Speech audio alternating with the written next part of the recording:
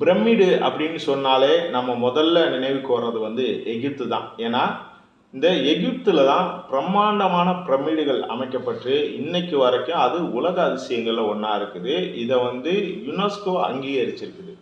இந்த பிரமிடுகள் பார்த்தீங்கன்னா கிபி 2500 3000 ஆண்டுகளுக்கு முன்னாடி இப்போ எகிப்தை ஆட்சி செய்த குசைட்ஸ் ஆட்சியாளர்கள் தான் இந்த பிரமிடுகளை உருவாக்குனதா வரலாற்று ஆய்வாளர்கள் சொல்றாங்க.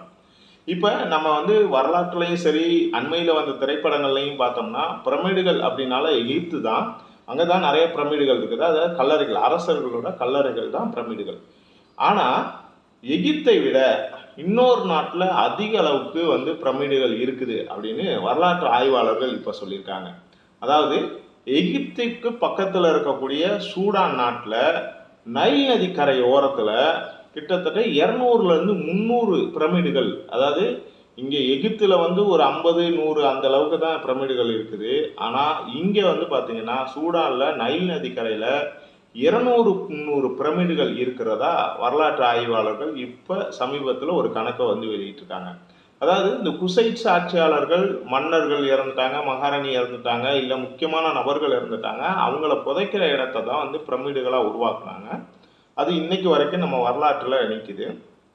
இந்த மாதிரி அவங்க அந்த காலகட்டத்தில் சூடான் ஒட்டிய அந்த பகுதிகளையும் அவங்க ஆட்சி செஞ்சுருக்காங்க அப்படின்னு சொல்லியிருக்க வரலாற்று ஆய்வாளர்கள்.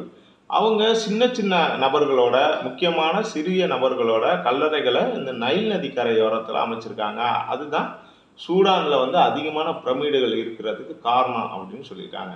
நம்ம வழக்கமாக எகிப்துனால பிரமிடு, பிரமிடுனால எகிப்து அப்படிங்கிற ஒரு இது இல்லாமல் இப்போ பார்த்தீங்கன்னா சூடானில் தான் அதிகமான பிரமிடுகள் இருக்குது அப்படிங்கிற ஒரு ஆச்சரியமான தகவல் கேட்குற போது உண்மையிலேயே நம்மளுக்கு பிரமிப்பாக இருக்குது. இந்த தகவல் உங்களுக்கு பிடிச்சிருந்துச்சுன்னா லைக் பண்ணுங்கள், ஷேர் பண்ணுங்கள், கமெண்ட் பண்ணுங்கள். நன்றி.